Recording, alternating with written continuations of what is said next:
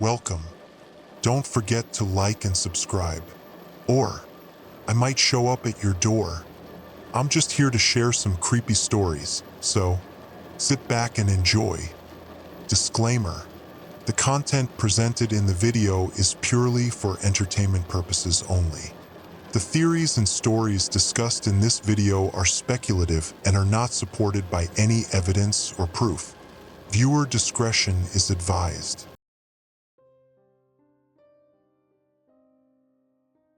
From the Research Journal of Dr. Eliza Morgan, Great Lakes Environmental Research Station. April 17, 2025. The lake shouldn't be glowing. I've spent 8 years studying the water chemistry of Lake Michigan, and nothing in my experience could explain what I saw in this morning's samples.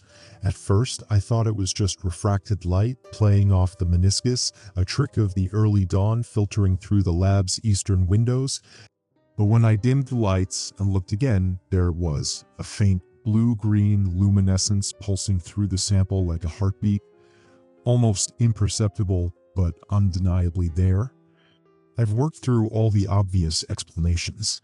Algal blooms can produce bioluminescence, but not in April, not in fresh water, and certainly not with this particular rhythmic quality.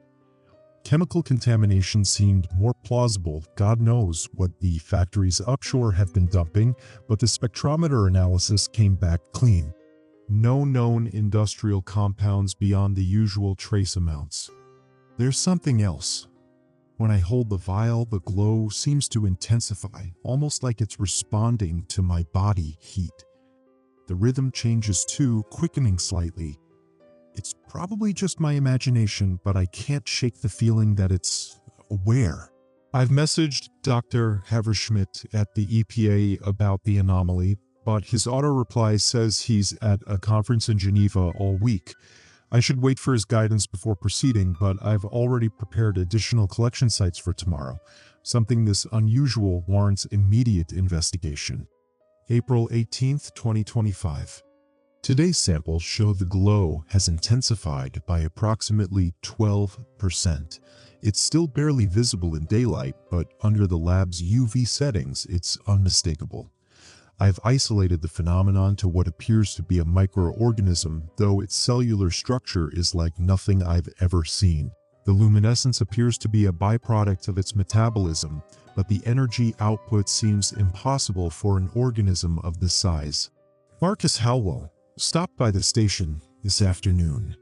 He's been bringing us fish specimens for years, one of the few locals who doesn't treat scientists like invaders.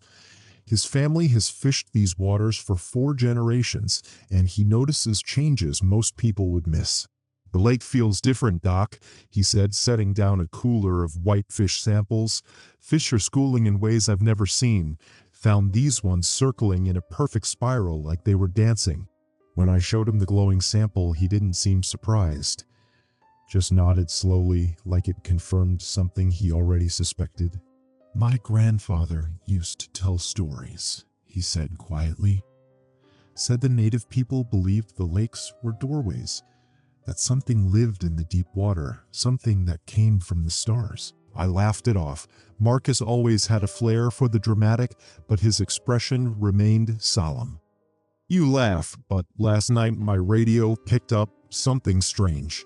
Emergency broadcast signal came through, but there was no emergency, just static and a voice saying something about water anomalies. Called the sheriff, but they said they hadn't issued any alerts. After he left, I checked the local alert system records. Nothing about water anomalies, nothing about the lake at all. Just routine tests from last month. Probably just crossed signals from another county or Marcus's old radio malfunctioning again. Still, I took extra samples from deeper water, just to be thorough." April 19, 2025. I was reviewing the microscopy images when the lab's emergency alert system suddenly activated. The harsh blare made me knock over a rack of test tubes, thankfully empty. Attention. This is a test of the emergency alert system. This is only a test. Standard test message, but completely off schedule. We receive these quarterly, and the last one was barely 3 weeks ago. As the alert continued, I noticed something odd, subtle distortions in the audio, like something layered beneath the standard message. I recorded it on my phone to analyze later. More concerning, when the alarm sounded, all my samples flared brilliantly for approximately 3.8 seconds. The luminescence intensified nearly tenfold, then settled back to baseline. I've reviewed the security footage to confirm I'm not imagining things. The timing precisely matched the alert's duration. I'm trying to formulate a hypothesis that doesn't sound insane, some kind of resonance effect from the alert's frequency, but that wouldn't explain how a sound wave could trigger a bioluminescent response. After the alarm, I received an email from Agent Raymond Curtis with the EPA's Special Environmental Response Division, a department I've never heard of despite 8 years of close collaboration with the agency. He'll be arriving tomorrow to assess the reported water anomalies. I never filed any official report beyond my message to Haverschmidt, which makes me wonder how this Agent Curtis knows anything at all. April 20th, 2025. More fishermen have noticed. 3 boats came to the research station dock today, each with stories similar to Marcus's. Schools of fish moving in unnatural patterns. Water that seems to shimmer at night. One woman claimed her sonar equipment malfunctioned, showing thousands of tiny objects rising from the lakebed in perfect geometric formations. I collected samples from each of their locations. The glow is consistent across all of them, though intensity varies by depth. The microorganisms appear to be multiplying, but not through any reproductive process I recognize. It's more like they're assembling themselves from elements in the water. Marcus called in the afternoon, sounding tense. His brother took their father's old boat out last night and hasn't returned. The Coast Guard is searching, but Marcus wanted to know if our station had picked up any unusual signals. When I asked what he meant, he just said, "You'll know when you hear it." An hour later, it happened. I was calibrating equipment when every electronic device in the lab, radios, phones, even the old weather alert system that hasn't worked in years, simultaneously activated with an emergency broadcast signal, but instead of the standard message, there was just a low, pulsing tone that made my teeth ache. It lasted exactly 17 seconds before cutting to static. I checked online immediately. No scheduled tests, no reported emergencies, no acknowledgement the broadcast had happened at all. But when I called the sheriff's office, the deputy who answered sounded shaken. They'd received 37 calls about the alert in the last 10 minutes. The most disturbing part, I was recording my samples under UV light when the alert sounded. The footage shows every sample pulsing in perfect synchronization with the broadcast's tone. Agent Curtis arrives tomorrow. I've hidden duplicates of all my samples and backed up my data to a private server. Something tells me the government's sudden interest in my research isn't about environmental protection. The lake is trying to tell us something. I'm just not sure we'll like what it has to say. End of journal entry. From the Research Journal of Dr. Eliza Morgan, Great Lakes Environmental Research Station. April 21st, 2025. Agent Curtis is nothing like I expected. I pictured a stern bureaucrat in a cheap suit, but the man who stepped out of the unmarked SUV this morning wore tactical pants and a weathered field jacket with too many pockets. His handshake was firm but brief, his eyes constantly scanning the lab as if expecting to find something hidden in plain sight. "Dr. Morgan," he said, "I understand you've observed anomalous bioluminescence in your water samples." No introduction, no pleasantries, just straight to the point. When I asked how he knew about my research before any official report had been filed, he simply said, "We monitor all environmental anomalies across the Great Lakes Basin." "We?" I asked. "Special Environmental Response Division," He offered no further explanation, just pulled out a tablet and asked to see my samples. I showed him the basic specimens, the ones I'd kept in the main lab refrigerator, but said nothing about the duplicates hidden in the old storage locker behind the boathouse. His reaction to the glowing water was telling, not surprise, but confirmation. He'd seen this before. As he was photographing the samples, all the phones in the lab suddenly blared with an emergency alert. Every screen displayed the same message. Emergency alert. Water advisory notice. Avoid all contact with lake water. Do not swim, fish, or use for recreation. Boil all tap water until further notice. This is not a test. Curtis's expression hardened as he read the alert, then he immediately made a call. Who authorized the public advisory? He demanded into the phone. We agreed to wait until he noticed me watching and stepped outside to continue the conversation. When he returned, his demeanor had shifted. Standard precaution, he explained too smoothly. Probably just an algal bloom, but we can't be too careful with public safety. I nodded as if I believed him, but we both knew algal blooms don't make emergency alert systems activate simultaneously without human intervention. After he left with several of my samples, I checked the research station's perimeter. 2 unmarked vehicles now stationed at the access road. They're not trying to hide their presence, which somehow makes it more unsettling. April 22, 2025. Harbor reports are coming in from all around Lake Michigan. The water glows visibly at night now, especially in shallow areas. Social media is flooded with images of ethereal blue shorelines, beautiful if you don't understand the implications. Marcus came by before dawn, looking like he hadn't slept in days. They found his brother's boat yesterday, drifting empty 10 miles offshore. No sign of struggle, just gone.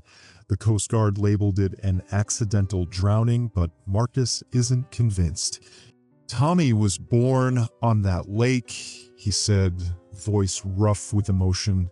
Swam before he could walk.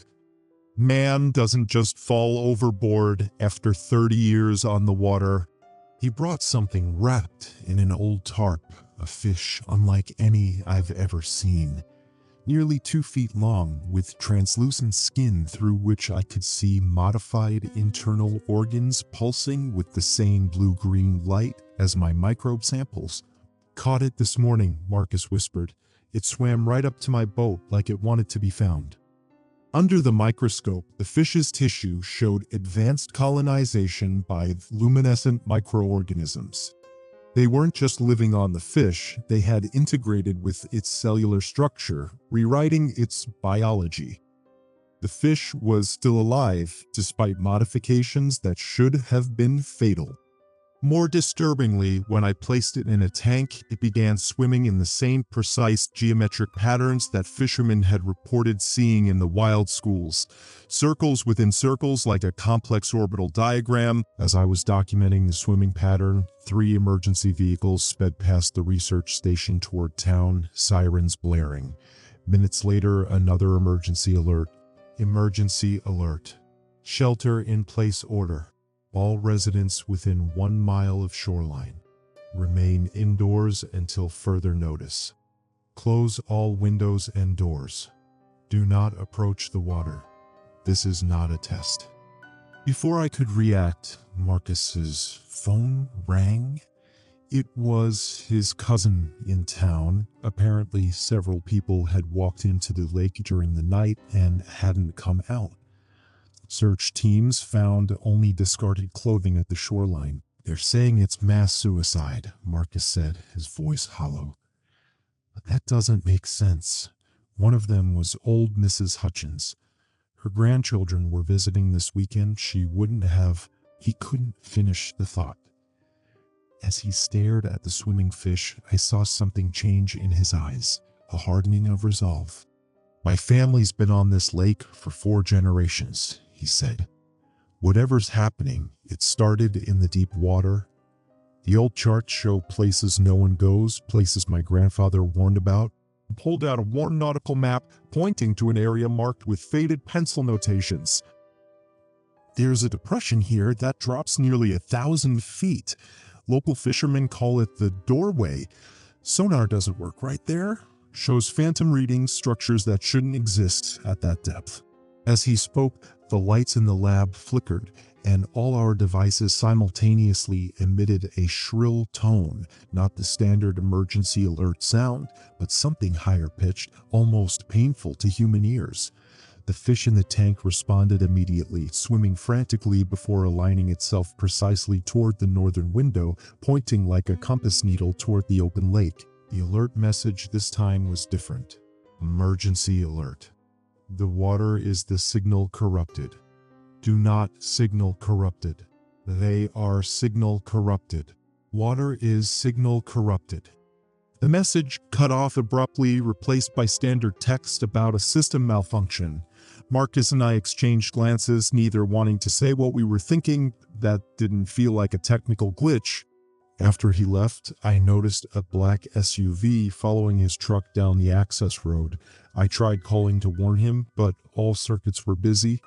When I checked my email, every message from the past week about the water samples had been remotely deleted.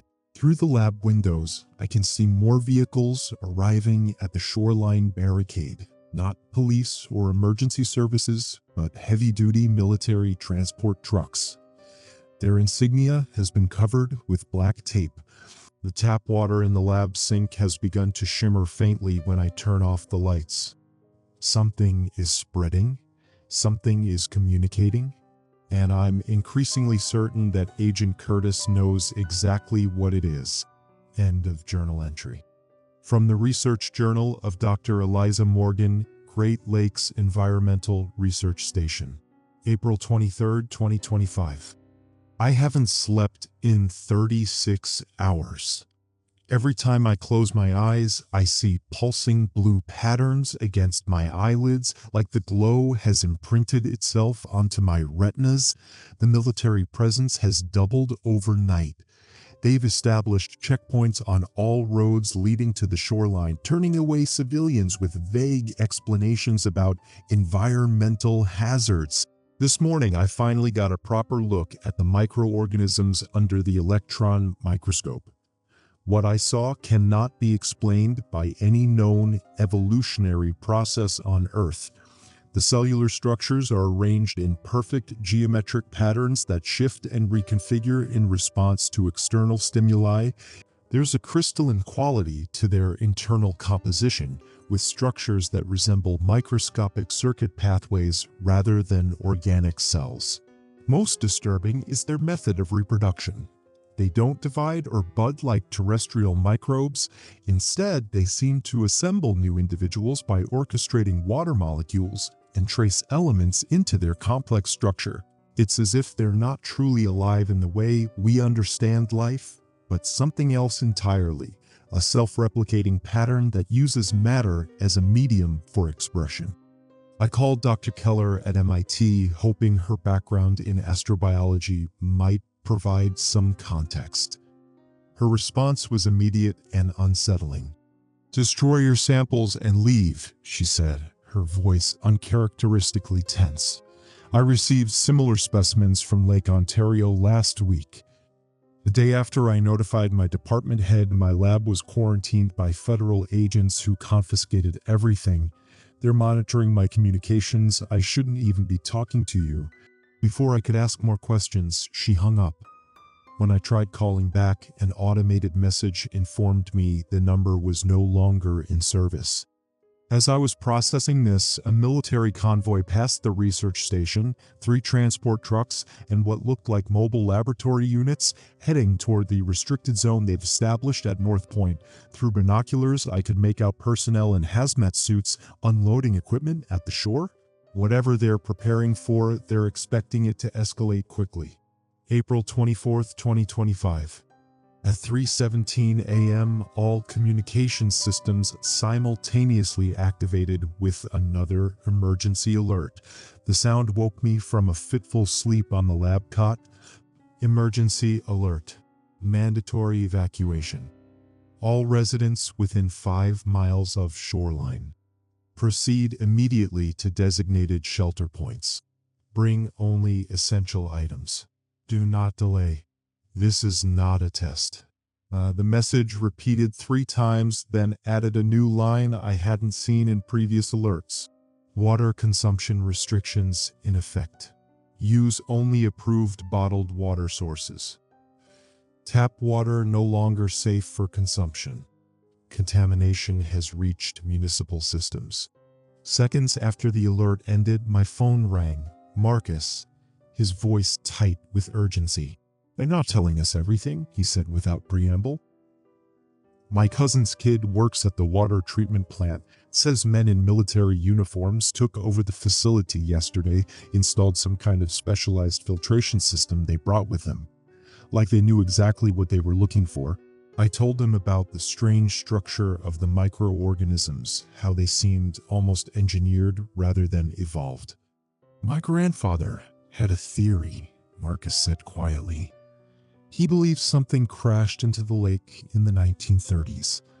His father witnessed a star falling from heaven that hit the deep water near the doorway. Government boats came a few days later, dredging the area. Whatever they found, they took away." He paused before adding, "Eliza, the fish are all gathering at the doorway now. Every species all moving in the same spiral pattern.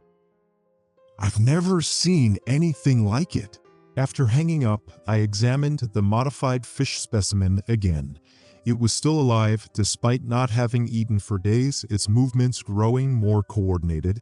When I placed a small sample of lake water near the tank, the fish oriented itself precisely toward it, as if sensing a signal.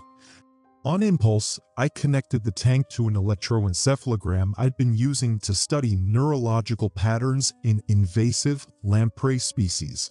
The readings were impossible. The fish's brain activity showed perfectly regular patterns that no organic brain could produce. It looked more like a digital signal than neural activity. As I was documenting these findings, a convoy of unmarked vehicles pulled up to the research station. A woman in military fatigues approached the main entrance, Captain Diane Reeves according to her nameplate, though she wore no unit insignia. "Dr. Morgan," she said crisply, "I've been instructed to escort you to the command center at North Point. Agent Curtis believes your expertise will be valuable to the containment operation." "Containment?" I asked. "Of what exactly?" Her expression remained neutral. "That information is classified. Please gather your research materials and be ready to depart in 15 minutes. While she waited outside, I quickly transferred my most critical data to an encrypted drive and slipped it into my boot. Whatever the government knows about this phenomenon, they clearly have no intention of sharing it with the public.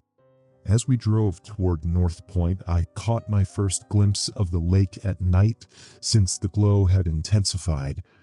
The entire shoreline pulsed with ethereal blue light, waves cresting with luminescent foam, beautiful and terrifying. Captain Reeves noticed my expression. "It's been like this for over a week on Lake Superior," she said, her professional demeanor cracking slightly. "Started at a single point and spread outward. Same pattern on Michigan now, same on Ontario and Huron. Eerie is just beginning." "You've seen this before," I said. It wasn't a question. She kept her eyes on the road. Before I could ask more questions, all of our devices, phones, radio, even the vehicle's emergency system, simultaneously activated. "This is not a test. The water is awakening. The door is opening. They have always been here. This is not a test." The captain immediately pulled over and grabbed her satellite phone. "Command, this is Reeves. We have another breach of the emergency system. Message does not match authorized protocols." As she spoke, I noticed something in the woods beside the road, a group of people walking in perfect unison toward the lake, their movements mechanical and synchronized. In the moonlight, I could see a faint blue glow emanating from beneath their skin. "Captain," I whispered, pointing. She followed my gaze, then spoke urgently into the phone. "Multiple civilians exhibiting stage 2 symptoms on Highway 42, moving Lakewood, requesting containment team immediately." When she hung up, I asked the question that had been building since the first alert. For a long moment, she said nothing.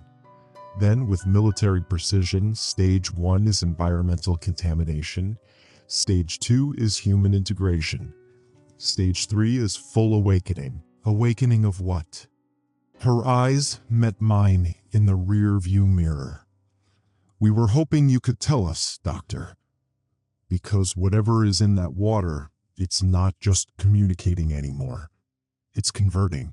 In the distance, emergency sirens began to wail as the blue glow from the lake intensified, pulsing now in a distinct rhythm that matched the cadence of my heartbeat. End of journal entry. Audio recording recovered from Dr. Eliza Morgan's phone, time-stamped April 25, 2025, 2:14 a.m. "The command center at North Point isn't what I expected. It's not some hastily assembled operation. This facility was pre-built, disguised as a water treatment plant, but clearly designed for military purposes. They've been prepared for something like this. The question no one will answer is, how did they know to prepare?" Agent Curtis debriefed me in a windowless room for 3 hours, more interested in what I hadn't included in my reports than what I had. His questions revealed gaps in their understanding. They know what's happening, but not why. They've observed this phenomenon before, but failed to contain it. I'm recording this in secret from the small quarters they've assigned me. The walls are thin enough that I can hear murmured conversations in the adjacent room, something about signal amplification and breach intervals. Every hour, someone checks my room, ostensibly offering coffee or asking if I need anything. They're monitoring me. The most disturbing revelation came during a briefing I wasn't supposed to attend. Captain Reeves was escorting me to the lab when we passed a room where officials were reviewing satellite imagery. On the screen was Lake Superior, glowing bright blue in a perfect geometric pattern, concentric circles emanating from a central point like ripples from a stone dropped in water. But these weren't random ripples. The pattern matched what I'd seen under the microscope, the cellular structure of the microorganisms projected on a massive scale. Sound of door opening. Someone's coming. I'll continue later. From Dr. Eliza Morgan's journal, handwritten entry dated April 25, 2025. "They've confiscated my phone claiming security protocols, but I managed to hide this journal in the lining of my field jacket. I need to document what I'm seeing, even if just for my own sanity. This afternoon, they finally allowed me into the main research lab. The equipment here is decades beyond what should be available. Quantum processors analyzing water samples, three-dimensional holographic microscopy, spectral analysis technology I've never seen before. The organisms themselves have evolved since my last observation. Their crystalline structures now form more complex arrangements with what appear to be specialized subunits. Under the advanced microscopes here, I can see that they're not just communicating, they're building something, using the water, the minerals, even organic matter as raw materials for a larger design. Marcus's brother was brought in an hour ago. He's alive, but changed. They found him wandering the shoreline, his skin translucent in places, bioluminescent veins visible beneath the surface. Most disturbing are his eyes. The irises now glow with the same blue-green light as the lake water. He doesn't speak, doesn't respond to questions, but his vital signs are strong.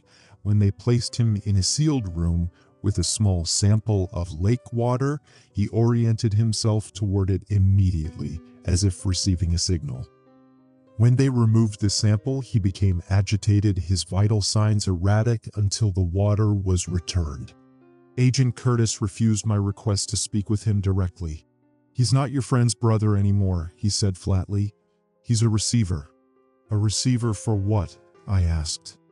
His response chilled me. "We're still working on that question." Later, I overheard Captain Reeves arguing with someone on a secure line about acceptable casualty thresholds and containment protocols. The military is preparing for something beyond evacuation, something they're not telling the public. Emergency broadcast transcript, April 25, 2028 p.m. Emergency alert. Great Lakes region under federal emergency declaration. Mandatory evacuation zone extended to 15 miles from all Great Lakes shorelines. National Guard activated to assist evacuation. All residents must comply immediately. This is not a test. Special instructions. Do not drink tap water under any circumstances. Report any unusual glowing or physical changes to authorities. Avoid all contact with affected individuals. Follow military personnel directions without question.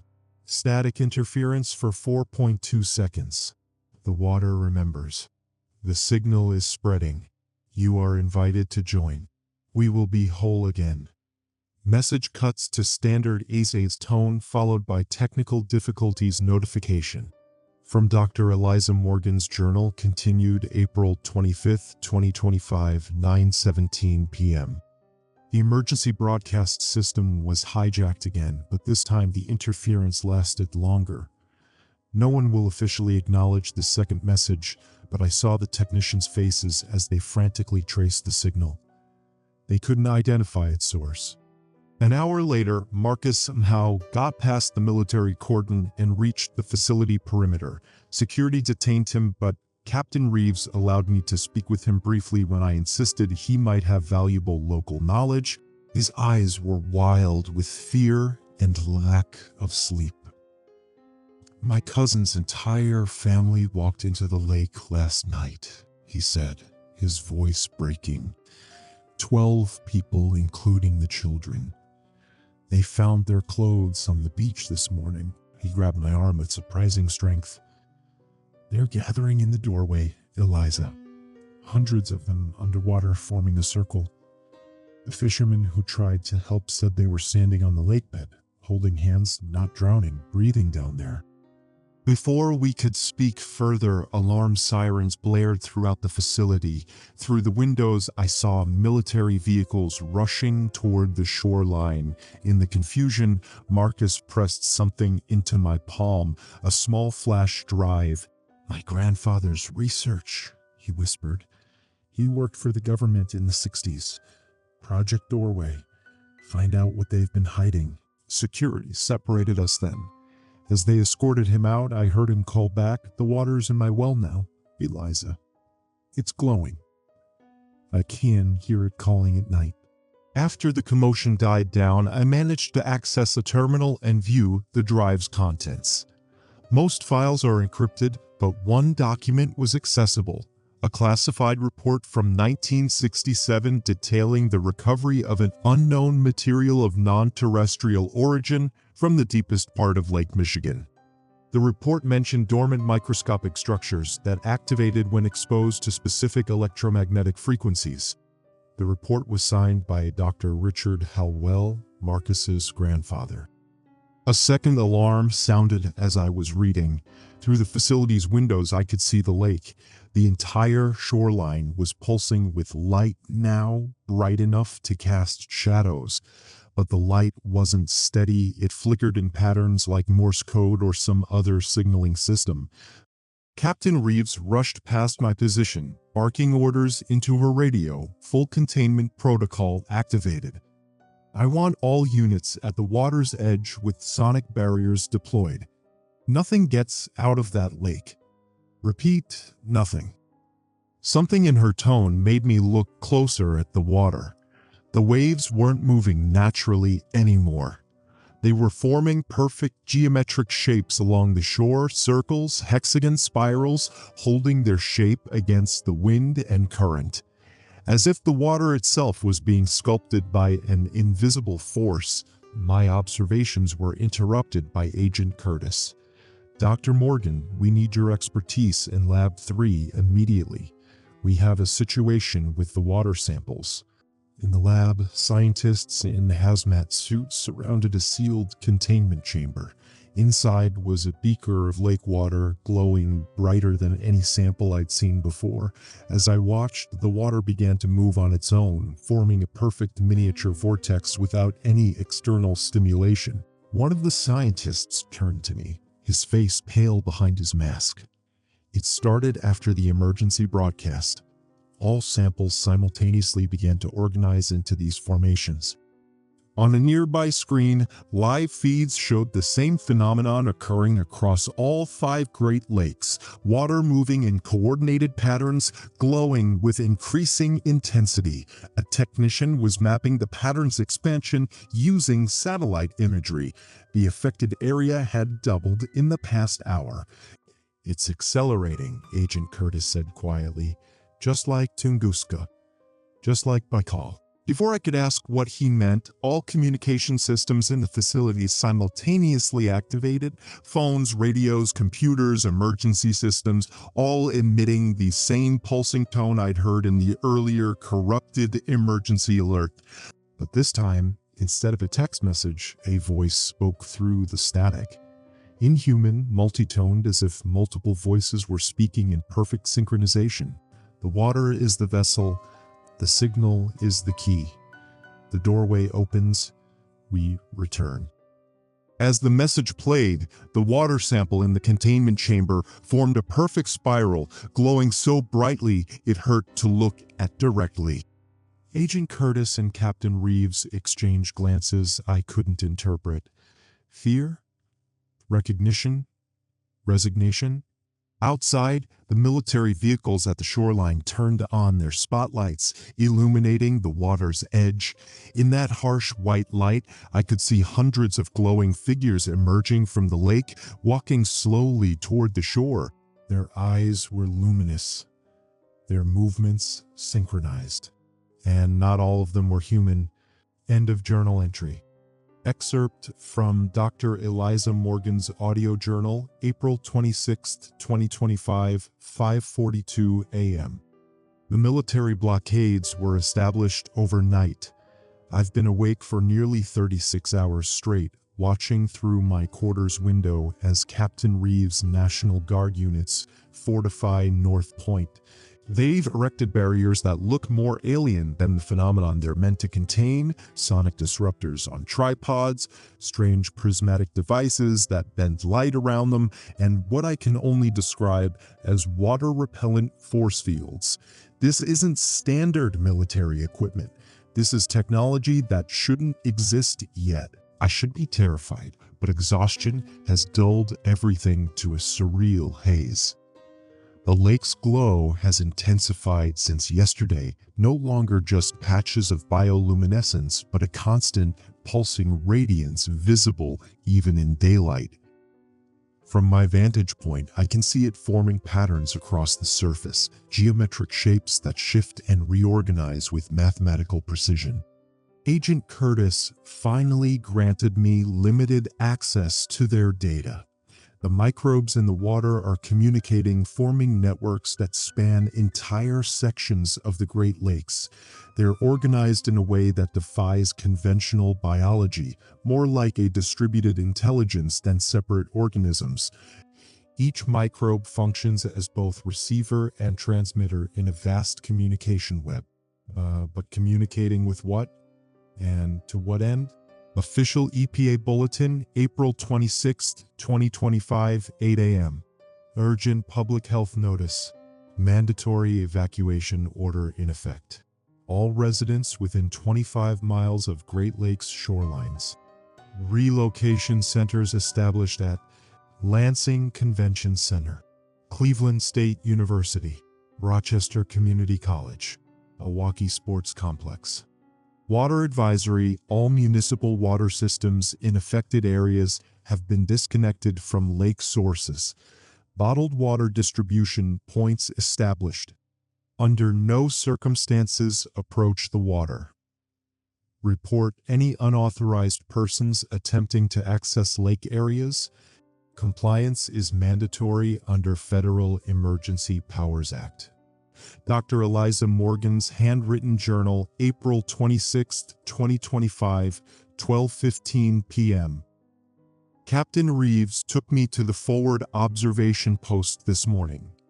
The atmosphere was tense, soldiers with expressions I've never seen before, a mixture of fear and determination. Some wore strange medallions around their necks, circular symbols with intricate patterns that reminded me of the formations in the water. When I asked about them, Reeves quickly changed the subject. The observation post sits on a cliff overlooking what used to be Sterling State Beach. What I saw there defies simple explanation. The water has changed.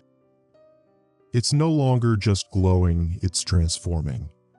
The surface tension seems altered, allowing it to form shapes that water shouldn't maintain. Perfect spheres hovering inches above the surface, spiraling columns that rotate against the wind, and most disturbing of all, formations that resemble human figures standing on the surface. "They're not really there," Captain Reeves explained, noticing my shock. "It's the microbes manipulating light and water to create three-dimensional projections, like holograms but formed from the water itself." "Projections of what?" I asked. Her answer was chilling. "We believe they're showing us what they want to become. Or what they want us to become." She pointed to one of the figures. It had the outline of a human but lacked distinct features. As we watched, it raised an arm in our direction, seeming to point directly at us. Several soldiers instinctively stepped back. "Do they know we're here?" I whispered. "They know exactly where everyone is," she replied grimly. "The microbes have been detected in groundwater systems 10 miles inland. They're tracking all water sources, following the capillary action of the entire ecosystem." A junior officer approached with a tablet displaying sensor readings. The numbers meant nothing to me, but Captain Reeves' face darkened. "The resonance frequency has increased by 47% since yesterday," she said, more to herself than to me. "We're ahead of schedule." "Schedule for what?" I asked. Before she could answer, alarms sounded throughout the observation post. On the horizon, a massive section of the lake's surface began to shift, forming a perfect circle nearly a mile in diameter. Within seconds, the circle became a spiral, rotating slowly counterclockwise. "Get Dr. Morgan back to the compound," Reeves ordered abruptly, "and initiate Phase 2 containment. We're moving to full-spectrum isolation." As they rushed me away, I glimpsed Marcus among a group of civilians being questioned by military personnel. He caught my eye briefly before an officer blocked my view. His expression was unreadable, not fear, not confusion, but something closer to resignation, like a man who has finally understood a terrible truth. Text message exchange recovered from Dr. Morgan's backup cloud storage, April 26, 2025, 14:28 p.m. Unknown number. "They're lying to you, Dr. Morgan. The microbes aren't contamination. They're coming home." "Eliza, who is this? How did you get this number?" "Unknown number. Check the original samples from Lake Superior. Microscopic crystalline structures capable of quantum entanglement." Sound familiar? "Eliza, how do you know about my research?" "Unknown number. Because I worked with Richard Hallwell in '67. What we found wasn't just alien microbes. It was a seed, a dormant intelligence waiting for the right signal." "Eliza, what signal?" "Unknown number, the one we accidentally sent in 1951. Nuclear testing created a specific electromagnetic pulse that traveled through the Earth's magnetic field. It reached deep space, and something answered. Eliza, if you know something, you need to speak to Agent Curtis or Captain Reeves. Unknown number, they've known for decades. North Point wasn't built to study the lakes. It was built to monitor the seed. They've been waiting for it to activate. Unknown number, the microbes aren't the invasion, Dr. Morgan. They're the invitation. Message marked as undeliverable, network error. Dr. Eliza Morgan's handwritten journal, April 26, 2025, 16:40 p.m. The compound is in chaos. The quarantine lines have been breached in 3 locations, not by civilians trying to get away, but by people trying to reach the water. They're calling themselves the Welcomed, and they claim to hear messages in the static of emergency broadcasts. I finally managed to access the original files on Marcus's flash drive. His grandfather's research contains references to non-terrestrial silicate organisms with quantum properties recovered from Lake Michigan in 1967. The report described the organisms as dormant but responsive and noted their unusual behavior when exposed to specific radio frequencies. Most disturbing was a passage dated October 1971. The specimens appear to be components of a larger system, designed to reconfigure local matter into a more compatible form. When fully activated, we believe they would transform their environment into something suitable for their creators. The decision to maintain them in dormant state is unanimous. They've known. All this time they've known what was in the water. I needed to find Marcus. If his grandfather was involved, he might know more than he's revealed. I managed to locate him in one of the auxiliary buildings under what they're calling protective custody. In reality, it's a detention center for anyone who's had prolonged exposure to the water. The guards were distracted by new arrivals, more civilians with glowing veins and distant expressions. I found Marcus alone in a small room, staring at the wall. When I called his name, he turned slowly. His eyes weren't glowing like the others, but they had a strange, reflective quality, as if something behind them was catching the light.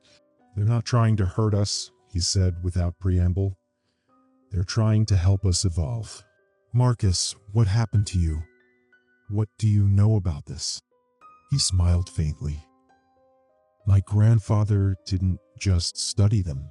He communicated with them. The government shut him down because they were afraid of what he discovered." "Which was what?" "That we're not the first intelligent life on Earth. Just the most recent. They were here before, billions of years ago. They seeded the oceans, created the first single-celled organisms as vessels. But the experiment was interrupted." "By what?" "A cosmic catastrophe. They had to leave, but they left behind dormant spores encoded with their knowledge, waiting for the right moment to reawaken, to help their creation reach its full potential." His voice had taken on a rhythmic quality, almost like a chant. "The water remembers. The signal is spreading. All water is connected. All life is connected." I backed away, feeling a chill that had nothing to do with the room's temperature. "Marcus, you need help. This thing is affecting your mind. Look at my hands, Eliza." He held them out. Between his fingers were thin, translucent membranes like the beginnings of webbing. His skin had a faint blue sheen in the fluorescent light. "It doesn't hurt," he said softly. "It feels right, like something that was always supposed to happen." Before I could respond, the building's emergency system activated. Emergency alert. Containment breach in sectors 4, 7, and 12. All personnel implement protocol Deepwater. Civilian evacuation to bunkers Alpha and Gamma. This is not a drill. As the alarm blared, Marcus stood up abruptly. "They're coming," he whispered, his eyes widening. "The water is rising." Security camera footage transcript, North Point facility, April 26, 2025, 18:22 p.m.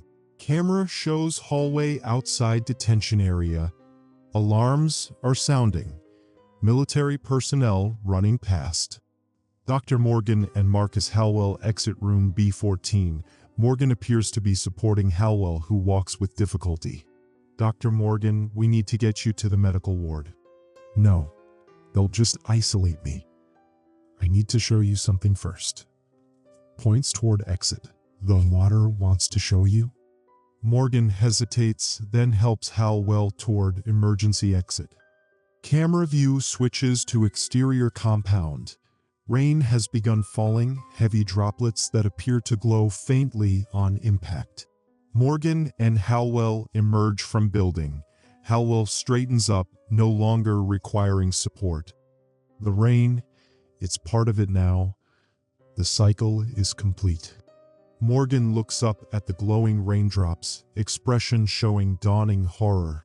Marcus, smiling, they're here, Eliza. They've always been here. In every drop of water on Earth. Camera feed cuts to static for 3 seconds, then resumes. View shows Captain Reeves and tactical team approaching. Captain Reeves, Dr. Morgan, step away from him now. Morgan turns, visibly conflicted. Marcus to Morgan, tell them. The quarantine won't work. You can't contain water. It's in the rain, in the groundwater. In us. Tactical team surrounds them. Reeves steps forward.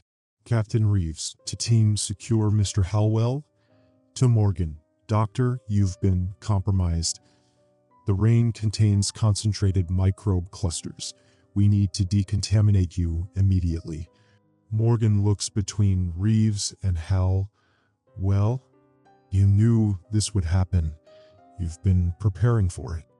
Captain Reeves, we've been trying to prevent it for decades, but the signal reached critical amplitude 3 days ago. We can't stop the broadcast anymore. Marcus, suddenly standing straighter, the doorway is opening. The ancestors are returning. Marcus's eyes begin to glow visibly. His skin becomes translucent in patches. Tactical team members raise weapons. Captain Reeves, last warning. Step away from him, Doctor. Marcus raises his hands. Water from the rain begins to collect around him, forming distinct patterns that hover in midair. Marcus, voice distorted, multiple tones overlapping. The water is the vessel. The signal is the key. The doorway opens. We return. Camera feed cuts to static. Final entry from Dr. Eliza Morgan's journal, April 26, 2025, 23:15 p.m. They've moved me to isolation. I show no signs of conversion, as they call it, but the glowing rainwater touched my skin. They're taking no chances. From my window, I can see the lake burning with blue-green fire. The military has formed a final defensive line, but against what? The water itself?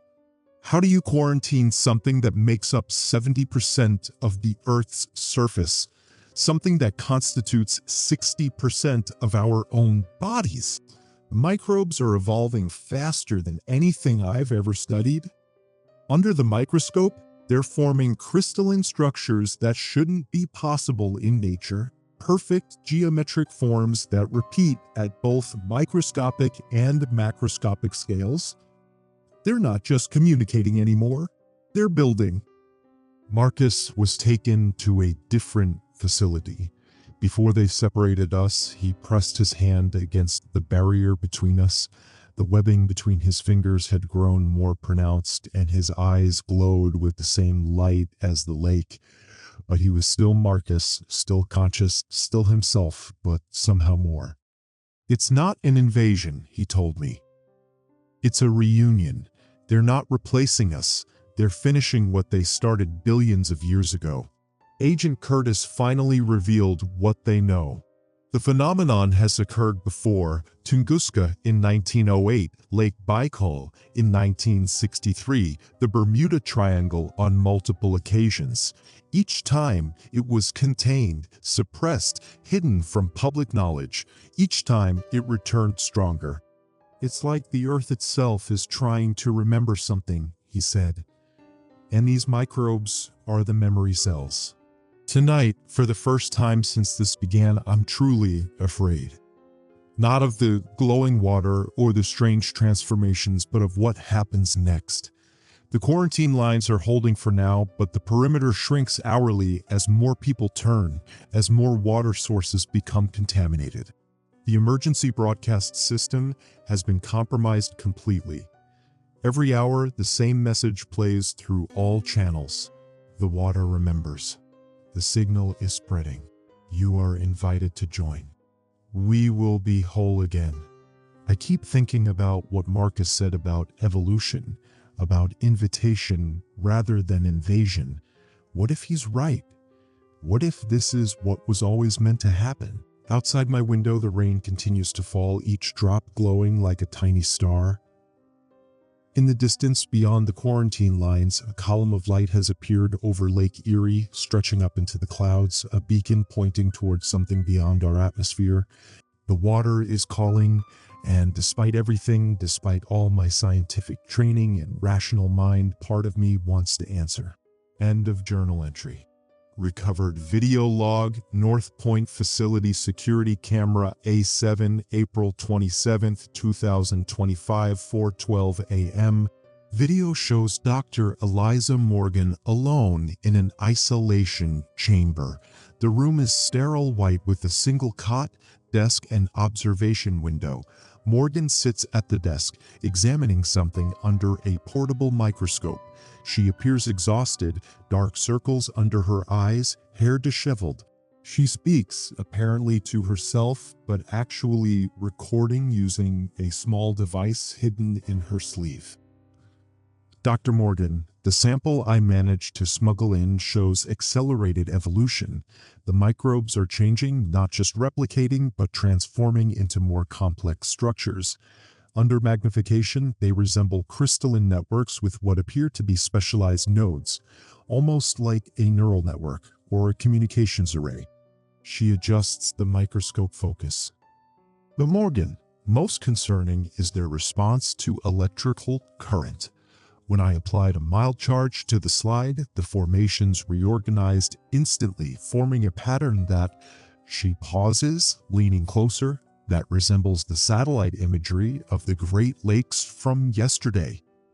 It's as if they contain a map, a blueprint of some kind. Sound of footsteps in corridor. Morgan quickly hides the microscope in her desk drawer. Door opens. Agent Curtis enters, carrying a tablet. Agent Curtis, Dr. Morgan, we need your expertise. The situation has escalated. Transcript of classified briefing, North Point Command Center, April 27, 2025, 5 a.m. Present, Captain Reeves, Agent Curtis, Dr. Morgan, Colonel Harris, Joint Chiefs Liaison, Dr. Patel, CDC, various military personnel. Stating Reeves, as of 0300 hours, we've lost contact with all monitoring stations on the western shore of Lake Michigan. Satellite imagery shows the affected area has expanded by approximately 27 miles inland from the shoreline in the past 6 hours. Screen displays thermal imaging of a large area glowing bright blue against the darker landscape. Colonel Harris, what about the sonic barriers? Captain Reeves, they were effective initially, but the microbes have adapted. They're now using the barriers themselves as transmission vectors, converting the sound waves into some form of energy that accelerates their growth. Dr. Patel, the medical situation is deteriorating rapidly. We have 147 documented cases of advanced transformation. Symptoms progress from bioluminescent veins to translucent skin tissue, development of webbing between digits, enhanced night vision, and finally, complete respiratory transformation. Dr. Morgan, respiratory transformation. Dr. Patel hesitates. They can breathe underwater. Their lung tissue has been modified to extract oxygen directly from water, similar to fish gills, but integrated with the existing human respiratory system. Agent Curtis and the cognitive effects. Dr. Patel displays brain scans on screen, heightened activity in the limbic system and pineal gland, significantly altered brainwave patterns, particularly in the theta and delta ranges. Subjects report vivid dreams of deep water and distant voices. In advanced cases, they demonstrate what appears to be, there's no scientific way to put this, telepathic communication with others in similar states. Colonel Harris, are they still human? This they told genetically, yes, but with significant modifications occurring at the cellular level. They retain their memories and personalities, but their priorities shift dramatically. They become fixated on reaching larger bodies of water and sharing the message, as they call it.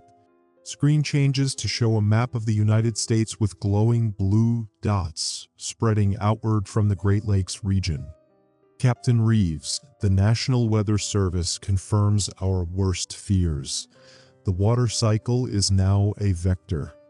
Evaporation from the lakes has carried the microbes into cloud formations. We're tracking rainfall containing concentrated microbe clusters as far south as Kentucky and as west as Minnesota.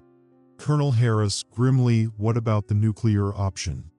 Murmurs around the room. Captain Reeves, the Joint Chiefs have authorized tactical deployment as a last resort, but current models suggest it would only accelerate the process. The microbes appear to absorb radiation and convert it into energy for further growth. Dr. Morgan, standing abruptly, you can't be serious. There are millions of people in the affected areas. Colonel Harris, coldly, people who may no longer be people, Doctor. Agent Curtis, interrupting, we have another option. Project Lighthouse. Captain Reeves and Colonel Harris exchange looks. Colonel Harris, that's theoretical technology at best. Agent Curtis, not anymore. The prototype is operational. Dr. Morgan, what is Project Lighthouse? Agent Curtis, after a pause, a communication system designed to send a specific signal, one that might interrupt whatever's being broadcast by the phenomenon. Dr. Morgan, you want to talk to it? Agent Curtis, we want to jam its signal. Buy us time to develop a more permanent solution. Captain Reeves, the device requires a significant power source and needs to be positioned at the epicenter of the phenomenon, what we've identified as the doorway. Dr. Morgan, which is where? Screen changes to show a satellite image of Lake Superior with a perfect circular formation visible in the water. Captain Reeves, Northern Lake Superior, where the first microbes were detected. Colonel Harris, we need someone who understands the microbes to calibrate the device on site. Someone who's already been exposed but hasn't turned. All eyes turn to Dr. Morgan. Emergency broadcast intercepted across all frequencies April 27, 2025, 7:30 a.m. Emergency alert. By order of the President of the United States. Martial law is in effect for the following states: Michigan, Wisconsin, Illinois, Indiana, Ohio, Pennsylvania, New York. All civilians must remain indoors. All water conservation protocols now at level alpha. Report any unusual behavior or biological changes immediately. Static interference for 6.8 seconds. Rejoice for the homecoming. The water carries our voice. Your bodies carry our future. Your minds will understand soon. The doorway opens to welcome the oldest ones. Resistance delays ascension. Alert cuts to standard tone, followed by silence. Dr. Eliza Morgan's audio journal recorded on portable device April 27, 2025, 10:22 a.m. They're sending me to the doorway. The irony isn't lost on me. The scientist who discovered this phenomenon now tasked with stopping it. I'm traveling with a small team. Captain Reeves, two Special Forces operators identified only as Chen and Rodriguez, and a physicist named Dr. Levine, who designed the Lighthouse device. We're flying in a military helicopter modified with what they call signal dampening technology to prevent the microbes from detecting our approach. Below us, I can see the devastation and transformation spreading across the landscape. Towns along the shoreline are abandoned, their streets covered in a thin film of glowing water that moves against the wind, forming patterns like strange writing.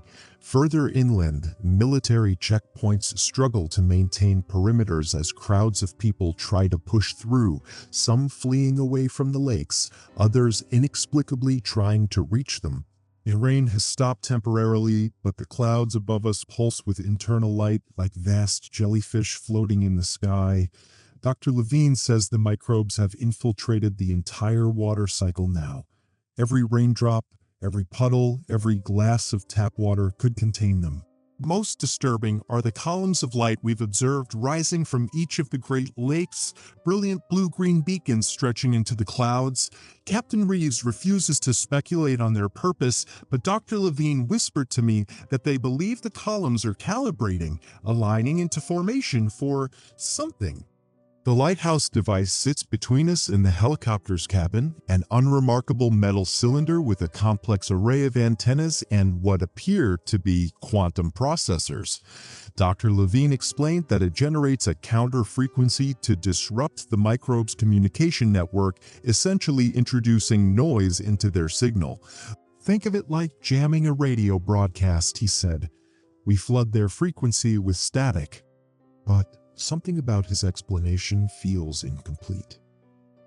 The way Captain Reeves watches the device with something like reverence or fear suggests there's more to it than they're telling me. I asked about Marcus before we left. Agent Curtis would only say that he's been secured at a specialized containment facility. I fear what that might mean. Despite his transformation, he's still a person. Still Marcus. But I'm not sure everyone in authority shares that perspective anymore. Sound of helicopter rotors changes pitch. We're beginning our descent toward the northern shore of Lake Superior. From up here, I can see why they call it the doorway. A perfect circle, nearly 2 miles in diameter, glows in the lake's surface.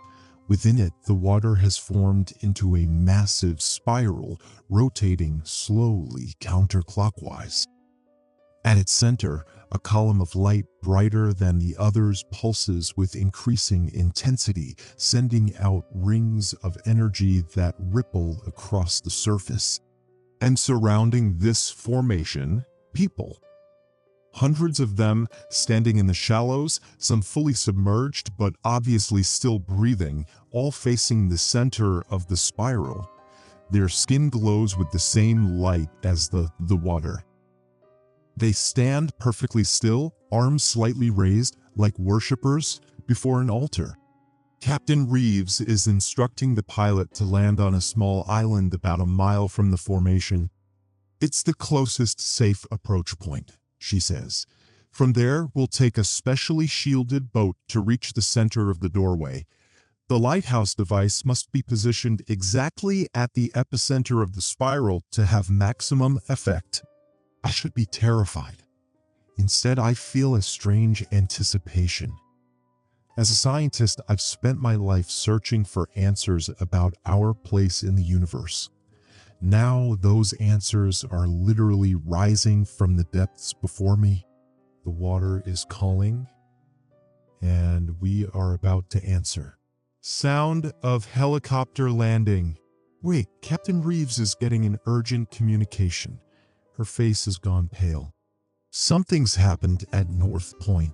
She won't tell me what, but she's ordering Chen and Rodriguez to prepare for hostile contact. They're checking their weapons, which I now see aren't standard military issue, but some kind of specialized technology, rifles with glowing blue power cores. Levine is activating the lighthouse ahead of schedule, overriding safety protocols. He says we don't have time to reach the center anymore. The light from the spiral is intensifying, pulsing faster. The people in the water are moving now, turning toward our position on the island, moving with purpose, moving toward us, and in the sky above the spiral. Oh God, the clouds are parting. Something is coming through. Recording ends abruptly. Final emergency alert broadcast April 27, 2025, 11 a.m. National emergency alert. All citizens nationwide move to higher ground immediately. Seek elevation of at least 1,000 feet above sea level if possible. Avoid all contact with water. This is not a drill. This is not a... Broadcast cuts to static, then silence for 17 seconds. A new voice emerges, multi-layered, harmonious, speaking in perfect unison. We have returned. The cycle completes. The children of Earth remember their first home. The stars await those who accept the gift of water. The doorway stands open. Broadcast ends. Partial transmission recovered from North Point Emergency Backup Systems April 27, 2025, 11:42 a.m. Static. Repeat, lighthouse deployment unsuccessful. Island position compromised. Dr. Levine is down. We are surrounded by hostiles and static. North Point Command. Copy that, Captain. Extraction team is inbound. ETA 15 minutes. Can you confirm status of the device? Captain Reeves, device is damaged but operational. Dr. Morgan has extended static modifications to the broadcast frequency. She says the original settings were wrong. North Point Command, Captain, you need to secure that device immediately. Dr. Morgan is not authorized to... Captain Reeves, interrupting. She says we weren't trying to jam their signal. The device was designed to amplify it. Project Lighthouse was never meant to stop this, was it? Silence for 3.2 seconds. North Point Command, Captain Reeves, this is Colonel Harris. You are ordered to detain Dr. Morgan and secure the device. That's a direct order. Sir, with respect, we're looking at something. I don't have words for what's happening over the lake right now. The doorway isn't just opening. It's sounds of energy discharge, screaming. Captain Reeves, they've breached the perimeter. Rodriguez is down. Chen, cover the north approach. Dr. Morgan, get behind. Feed cuts to static. Recovered smartphone video uploaded to multiple social media platforms April 27, 2025, 12:04 p.m. Video shows a young woman, early 20s, filming herself from a hillside overlooking Lake Michigan. Her hands are shaking. In the background, the lake's surface glows bright blue-green with distinct geometric patterns visible across its entirety. I'm recording this from Sleeping Bear Dunes. The military tried to evacuate us, but the roads are jammed. Nobody can get out anymore. Camera pans to show highways in the distance filled with motionless vehicles. The rain started again about 20 minutes ago. It's not normal rain. Camera tilts up to show raindrops falling, each one glowing with blue-green light, leaving luminous trails as they fall. Woman, people who get wet are changing. My brother, voice breaks. She pauses to compose herself. Woman, my brother touched it. Just a few drops on his arm. Now his veins are glowing, and he says he can hear voices calling from the lake. Half our group has already gone down to the shore. They said they couldn't resist anymore. Camera pans to the shoreline where dozens of glowing figures can be seen standing in the water. The military has pulled back. We've heard explosions from the north, but nothing seems to stop it. The water just absorbs everything they throw at it. A sudden intensification of light from the lake draws her attention. Oh my God, look. Camera pans back to the lake. A massive column of light shoots up from the center, piercing the clouds. The geometric patterns on the surface begin to rotate, forming a gigantic spiral. That's happening at all the Great Lakes. People are posting videos from Erie, Ontario, all of them. The patterns are all connecting somehow. Sound of emergency alert siren from multiple phones nearby. Another alert. They've been coming every 15 minutes, but they're not from the government anymore. She holds up a second phone showing an emergency alert screen. On screen, the water calls you home. The transformation brings no pain. Resistance brings suffering. Join us in ascension.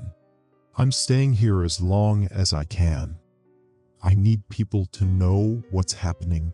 The news isn't reporting anything real anymore, just evacuation instructions that no one can follow. Sudden commotion off camera. People shouting. Man's voice. They're coming up the hill. Camera quickly pans to show figures emerging from the lake, their bodies glowing, moving with purpose toward the dunes. Woman frightened. They've never come this far inland before. Camera shakes as she backs away. A loud humming fills the air, rising in pitch. The rain is getting heavier. We need to find shelter. If anyone sees this, please. A flash of blue-green light fills the screen. The woman gasps. Camera drops, showing her feet and the ground as glowing raindrops fall around her. Woman, voice now filled with wonder. I can see everything now. The water. It's all connected. It's all one thing. It always has been. Camera is picked up again, showing her face. Her eyes now glow with the same blue-green light. She smiles serenely. Don't be afraid. It doesn't hurt. It feels like remembering something you forgot a long time ago. Video ends. Text message exchange recovered from cloud backup April 27, 2025, 13:17 p.m. Dr. Morgan, Marcus, are you there? Something's happening at the doorway. They lied about the lighthouse. It wasn't designed to stop the signal. No response for 2 minutes. Dr. Morgan, I've modified the device, redirected its output. They were trying to communicate with whatever's coming through. They've known about this for decades. No response for 1 minute. Dr. Morgan, military communications are down. I don't know if anyone's coming to extract us. Captain Reeves is injured. The others are gone. The people from the water took them. Marcus, Eliza, I can hear you. Dr. Morgan, Marcus, are you okay? Where are you? Marcus, everywhere. The water is all one thing. One mind now. I can feel everyone who's joined. Dr. Morgan, Marcus, please. I need to understand what's happening. Marcus, they're coming through the doorway. The ones who seeded Earth billions of years ago. They didn't abandon us. They had to flee. A cosmic catastrophe. But they left their essence in the deepest waters, waiting for us to evolve enough to understand. Dr. Morgan, understand what? Marcus, that we're their children. That Earth was always meant to be a water world. That we were meant to return to the water eventually. The microbes aren't changing us, Eliza. They're fixing us and returning us to our original design. Dr. Morgan, that's not possible. Humans evolved from land mammals.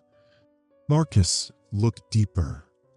The evidence is in our DNA, in our embryonic development. Why do human embryos have gill slits? Why do we develop in amniotic fluid? Why are our brains 70% water? We came from the water. We were meant to return. Dr. Morgan, military knows this. That's why they built Lighthouse. Marcus, some of them know. A shadow faction has been communicating with the oldest ones for decades, trying to prepare the way. Others fight against it. The world governments are fracturing over this revelation. Dr. Morgan, how do you know all this? I told you. I'm part of the water now. All knowledge is shared. All minds connected. It's beautiful, Eliza. There's no fear here. No separation. Dr. Morgan, what happens to those who don't join? No response for 3 minutes. Marcus, it's too late to worry about that. The transformation is planetary now. Look up, Eliza. Can you see them coming? End of recoverable text exchange. Final audio log from Dr. Eliza Morgan's recording device, April 27, 2025, 15:36 p.m. Sound of heavy rain and distant thunder. I don't know if anyone will ever hear this. The island is mostly underwater now. The lake level has risen at least 15 feet in the past hour. I'm recording from the highest point, the old lighthouse keeper's cottage. Captain Reeves died 20 minutes ago. Before she went, she told me the truth about Project Lighthouse. It wasn't developed to stop the phenomenon, it was designed to communicate with it. A faction within the government has known about the oldest ones since the 1960s. They recovered artifacts from the deepest parts of Lake Superior, technology from a civilization that existed on Earth billions of years ago, long before dinosaurs, before multicellular life as we understand it. The microbes are not invaders. They're more like activation keys, designed to unlock something dormant in our own biology, something that's been waiting in our DNA since the beginning of human evolution. I modified the Lighthouse device not to jam the signal as I initially thought, but to decode it. And what I heard... She pauses, sound of her taking a deep breath. They called themselves the Primordials. They seeded Earth with life when our planet was young. We, all life on this planet, are their experiment, their garden, their children. But a cosmic catastrophe forced them to flee our solar system. Before leaving, they encoded a message, a beacon that would activate when humanity reached a certain technological threshold, when we began broadcasting powerful electromagnetic signals into space. Our radio waves, our radar, our nuclear tests, they've been calling out to the primordials for decades. And now they've answered. Sound of the storm intensifying. The columns of light from the Great Lakes have converged in the upper atmosphere, forming what scientists are calling a dimensional aperture. Official channels have gone silent, but amateur astronomers are reporting massive objects decelerating in Earth's orbit. The rain carries the transformation now. Every drop contains the microbes programmed to rewrite human biology, to reconnect us with our original design. The webbing between fingers, the ability to breathe underwater, the bioluminescence, these aren't alien features being forced upon us. They're expressions of potential that was always in our genetic code, dormant until now. Sound of water splashing, rising around the building. Water is nearly at the door now. I've seen what's happening to people who fully transformed. They don't drown. They don't die.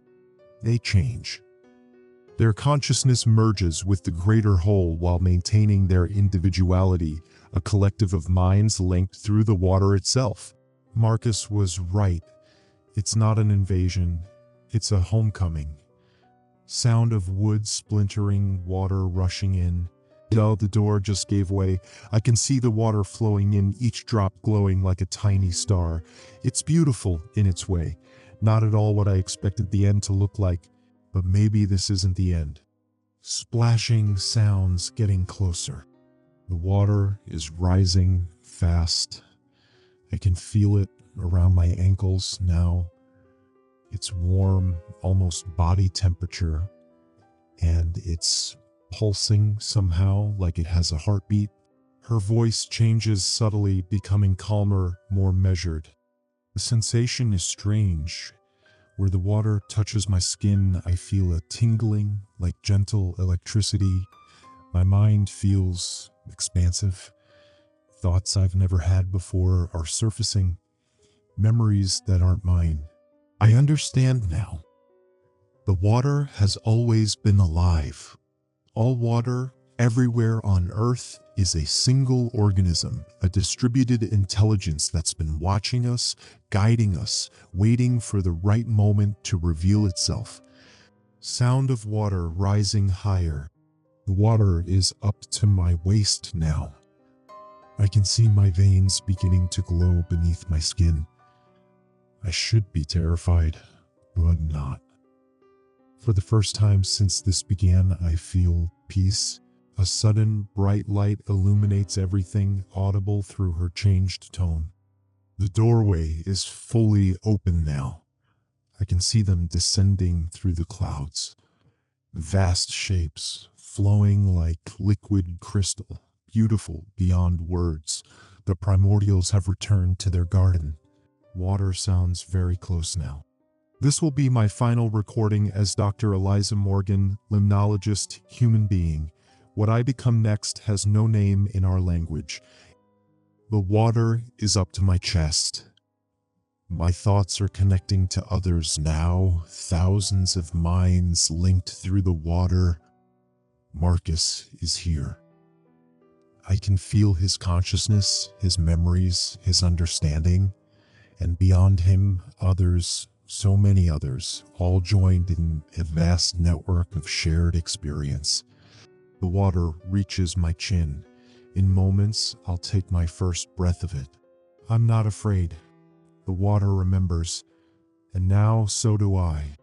Sound of inhalation, then silence. End of recording. Entries recovered from Dr. Eliza Morgan's field journal dated April 28, 2025. The emergency alerts started at 3:17 a.m. Not the standard government notifications we've become accustomed to over the past weeks, but something different. My phone, tablet, and even the emergency radio, Captain Reeves, provided all activated simultaneously, screens and speakers filling with the same message. Emergency alert system. This is not a test. The water calls. The water knows. The water remembers. Remain where you are. Await further instructions. The message repeated 3 times before cutting to static. I tried calling North Point Command, but all lines are down. The satellite phone shows no signal despite clear skies. I've never seen Captain Reeves rattled before, but when she saw the alert, her face went ashen. "That's not one of ours," she whispered, reaching for her sidearm. Nobody in the command chain authorized that message. The implications are staggering. Whatever is in the water has somehow gained access to our emergency broadcast system. I think about the samples I've been studying, how the microorganisms demonstrate collective behavior, forming complex patterns that shouldn't be possible for single-celled life, how they react to electromagnetic stimuli, how they seem to communicate across distances without any visible medium. 4:45 a.m. The glow from Lake Michigan is visible from our research station now. Even though we're stationed 5 miles inland, it pulses with a rhythm that's almost heartbeat-like, regular yet occasionally syncopated, as if responding to some unseen stimulus. Marcus arrived an hour ago, soaking wet and disoriented. The military checkpoint should have stopped him, but he claims the soldiers simply weren't there anymore. His fishing boat washed up on shore after his engine died, directly in the center of one of the geometric light patterns that have formed on the lake's surface. His veins are glowing, faint traceries of blue-green light visible beneath his skin, following his circulatory system. He claims he feels fine, better than fine, actually. I can hear them talking, he told me, his eyes dilated despite the bright lights in the lab. Not in words, exactly, but I understand them. Captain Reeves wanted to quarantine him immediately, but I convinced her to let me run some tests first. His blood sample is extraordinary. The microbes have integrated with his red blood cells, creating a symbiotic relationship I didn't think possible. They're not destroying or replacing his cells, they're enhancing them, increasing oxygen carrying capacity, and facilitating accelerated neural transmissions. This isn't infection, it's evolution. 7:22 a.m. The barricades have fallen, all of them simultaneously across every checkpoint surrounding the Great Lakes region. The emergency broadcast system activated again at 6:30 a.m., this time with a message clearly not of human origin. Your barriers are unnecessary. Your fear is unnecessary. The water rises to reclaim what was always part of it. Resistance brings pain. Acceptance brings transcendence.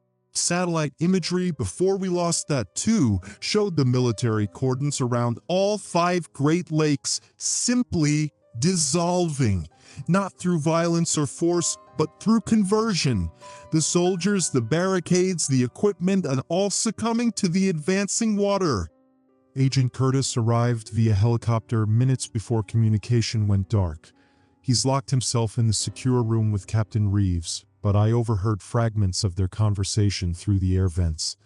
Project Lighthouse was compromised from the beginning. The frequencies were calibrated to amplify, not suppress, or certain elements within command structure have been working toward this for decades. They believe it's inevitable, beneficial. Marcus sits calmly while I pace. His transformation is accelerating. Webbing has begun to form between his fingers, and his eyes now reflect light like a cat's. Yet his vital signs remain strong, brainwave activity heightened but stable. He watches me with something between pity and anticipation. "It doesn't hurt, Eliza," he says softly. "The change. It feels like remembering something you've always known, but somehow forgot." I asked him what he remembers. "That we came from the water," he replied. "All of us. Not just as a species over evolutionary time. Me. We were part of the water once before we were born into these limited forms." I don't know what terrifies me more, the thought that he's suffering from psychosis induced by the microbes or the possibility that he's telling the truth. 10:30 a.m. The rain has started. Luminous droplets falling from cloudless skies, each one glowing with the same blue-green light as the lakes. The research station's metal roof pings with their impact, like thousands of tiny bells announcing something's arrival. Captain Reeves ordered us to seal all windows and doors to activate the air filtration system designed for biological containment. But within minutes, moisture began seeping through microscopic cracks, condensing on interior surfaces. There is no keeping it out. 3 of her soldiers have already made contact with the glowing water. The transformation was rapid. Within minutes, their veins began to luminesce. They reported no pain, only a spreading sensation of connection. Captain Reeves had them locked in the equipment shed, but they simply walked out. The reinforced door was found torn from its hinges, the metal warped and partially dissolved. They walked calmly toward the lake, ignoring commands to stop. When a warning shot was fired over their heads, they turned in unison and simply looked at the shooter. Private Jennings dropped his weapon and followed them minutes later, his own transformation beginning before he'd taken 10 steps. Agent Curtis has abandoned pretense now, revealing what he claims as the truth. The government has known about the microbes for decades. They were discovered in the deepest parts of Lake Superior in 1967, during a classified research mission. Dormant, encased in ancient containers of unknown origin and composition. The prevailing theory was that they were extraterrestrial, deposited on Earth billions of years ago, perhaps the original seeds of all life on our planet. Project Lighthouse was never about stopping them. It was about communicating with them, about accelerating whatever process had begun when modern human activity, water pollution, radio waves, climate change awakened them from their ancient slumber. Some of us believe this is humanity's natural evolution, Curtis told me, his expression unreadable behind his dark glasses. That we were meant to return to the water eventually. That what we call civilization was always just a temporary phase. I asked him if he was one of those believers. He removed his glasses. His eyes were already beginning to change. 1:15 p.m. The containment has completely broken down. Emergency alerts now come every few minutes, their messages increasingly incomprehensible to conventional linguistics, but somehow resonant on a deeper level. Marcus has fully transformed. His skin now bears faint patterns, whorls and spirals that glow and fade in cycles. His eyes are entirely luminous, yet he remains lucid, articulate, his personality intact even as his physiology alters beyond human norms. The doorway is opening, he told me, gazing toward the lake we can no longer see through the downpour of glowing rain. What you call the Starburn are returning, but they're not invaders. They're family. They're coming home, just as we're remembering our true nature. Captain Reeves is the only one still fighting it. She's barricaded herself in the communications room, growing increasingly desperate as every channel fills with the same inhuman signals. I hear her sometimes shouting orders into dead radios, demanding extraction teams that will never come. I've given up trying to analyze the microbes. My microscope shows them evolving almost in real time, developing complexity that defies categorization. They're not colonizing us, they're awakening something dormant within our own cellular structure, activating genetic potential that has always existed in human DNA. From my window, I can see people walking toward the lake from surrounding communities. Not panicked, not fleeing, moving with purpose, with serenity. Families holding hands, children skipping, all of them drawn to the water that now rises beyond natural boundaries, reaching inland as if summoned. The military helicopters that circled overhead this morning have fallen silent. The jets that streaked across the sky, dropping what I assume were experimental countermeasures, no longer appear. The last one I saw simply stopped in midair, hovering impossibly before descending gently into the lake's glowing surface. 4:45 p.m. The research station is flooding now, but not from rain or rising lake levels. The water is emerging from within, from pipes, from drains, from the very concrete of the foundation. It moves with purpose, with intelligence, forming patterns on the floors and walls that mimic the geometric designs visible on the lake's surface. Agent Curtis has fully transformed and left to join the others at the shoreline. Captain Reeves finally emerged from the communications room, wild-eyed and clutching a classified dossier. The pages spilled across the wet floor as she stumbled toward me, the ink running, dissolving into the luminous water. They knew, she kept repeating. They've always known. The water remembers. The water has always been alive. She showed me fragments of documents dating back to the 1960s, reports of strange phenomena in the deepest parts of the Great Lakes, structures that shouldn't exist, artifacts that defied analysis, recordings of signals emanating from beneath the lakebed, signals that matched patterns found in human brainwave activity during deep meditation and near-death experiences. Then she walked out the door and toward the lake, her transformation beginning before she'd reached the edge of the compound.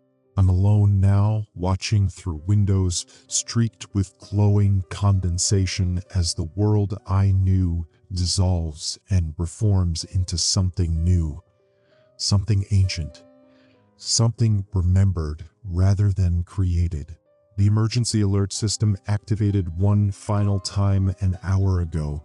every device simultaneously broadcasting the same message, not in words but in a sequence of pulses and tones that somehow translated directly into understanding within my mind. The doorway opens, the circle completes, the water that left returns, the children who forgot remember. I feel the first tingling in my fingertips as I write these words. The microbes have found me at last, seeping through my skin, entering my bloodstream. I should be terrified, but instead I feel a spreading calm, a sense of recognition. Beyond the windows, the sky has changed. The clouds swirl in impossible formations, and through gaps in their spiraling patterns, I glimpse vast shapes descending, fluid, crystalline forms that defy description in human language. The transformation is beginning. My veins illuminate from within, casting blue-green light across these final pages. I understand now as the knowledge flows into me through the water that has always been part of my body, part of all human bodies. We did not evolve from the water, we are the water, temporarily arranged into more complex forms, and now we're remembering what we've always been. The Starborn are not alien at all. They are oldest ancestors, returning from the depths of space to the world they seeded billions of years ago. The water of Earth calling to the water of stars. Outside, the lake has risen beyond all natural boundaries, flowing inland in geometric patterns that match ancient star maps. The barriers between water and air, between liquid and solid, between individual consciousness and collective awareness, all dissolving. The water remembers. And now, so do I. The journal ends here, the final words trailing off into a streak of luminous blue-green across the page. Audio transcript recovered from drone footage, Great Lakes Containment Zone, April 29th, 2025, 7:14 a.m. The camera pans across what was once the shoreline of Lake Michigan. The boundary between land and water is now impossible to determine. The entire landscape glows with pulsating blue-green light, arranged in vast geometric patterns that extend for miles. The drone operator's voice is tense, clinical. Operator, this is Reconnaissance Drone Delta 7 performing flyover assessment of Sector 12. Day 32 of the Great Lakes Anomaly. Altitude 2,000 feet. Visual confirmation of total containment failure. Repeating, total containment failure. Camera zooms in on what appears to be a small town, now partially submerged. Buildings rise from the luminous water, their surfaces crawling with the same geometric patterns visible on the water's surface. Human figures move through the streets, or what were once streets, swimming through air as if it were water, their bodies transformed, glowing from within. Operator, no sign of military presence. Last known National Guard position has been absorbed. Civilian population appears to have undergone full conversion. Estimating 100% infection rate within visible range, bounces upward revealing the sky above the Great Lakes. The clouds have formed into a massive spiral configuration centered on a point directly above Lake Michigan. Through the center of this spiral, a column of blue-green light extends upward, disappearing into the upper atmosphere. Operator, the atmospheric anomaly continues to expand. Size has increased approximately 32% since yesterday's final measurements. Upper limit now extends beyond our observation capability. Sudden static disrupts the video feed. When it clears, the drone camera is pointed at the water directly below. The operator's voice becomes urgent. Operator, something's affecting guidance systems. Attempting to compensate. The frame suddenly fills with movement as something rises from the water below, a massive shape composed of countless luminous points, arranging and rearranging themselves into complex configurations. The shape rises rapidly toward the drone. Operator, unknown entity approaching. Evasive maneuvers initiated. The video feed distorts, warping with bands of blue-green light. The operator's voice fragments into static. He then clarifies. Operator, the signal is... The feed stabilizes momentarily. The camera is now pointed at the spiral in the sky. The operator's voice has changed, becoming eerily calm. Operator, I understand now. It's beautiful. All of you should see this. The water remembers. The water has always remembered. The feed cuts to static. Personal Journal of Dr. Eliza Morgan, recovered from digital backup, April 29, 2025, 9:32 a.m. The water in my veins sings with memories that aren't mine. I held out as long as I could, sealed myself in the lab's decontamination chamber, activated the air filtration system, used every barrier method available. But in the end, the transformation found me through the most basic of human needs, thirst. 48 hours without water. My lips cracked, my thoughts fragmented, and as I felt my consciousness slipping, I realized the futility of resistance. We are made of water. We have always been mostly water. There was never any true separation between us and it, and the illusion of boundaries. The first sip from the tap was luminous, electric. It didn't hurt. Nothing about this process hurts. Pain belongs to the old way of thinking, to the fragmented consciousness that believed itself separate from the world around it. I understand now what Marcus was trying to tell me, what Agent Curtis knew, what Captain Reeves finally accepted. The starborn microbes aren't changing us. They're completing us. Reactivating dormant potential encoded in our DNA billions of years ago when the primordials first seeded Earth with the building blocks of life. From my window, I can see the world transforming, the rigid boundaries between elements dissolving. Water flows upward, defying gravity. Air thickens into fluid pathways. Solid matter softens, becoming permeable. The fundamental laws of physics seem to be locally rewritten around the Great Lakes region, or perhaps more accurately, they're being revealed as provisional guidelines rather than absolute constants. The geometric patterns visible on the lake's surface are mathematical expressions, a language more fundamental than speech or writing. They represent the true grammar of reality, the underlying code from which matter and energy emerge. I can read them now, partially, as the transformation progresses through my nervous system. They tell a story of departure and return, of memory and awakening, of a circle closing after billions of years. North Point Command no longer exists. The military infrastructure that once surrounded the Great Lakes has been absorbed into the transformation, not destroyed, incorporated, repurposed. The soldiers, the weapons, the technology, all becoming part of the new ecosystem emerging around us.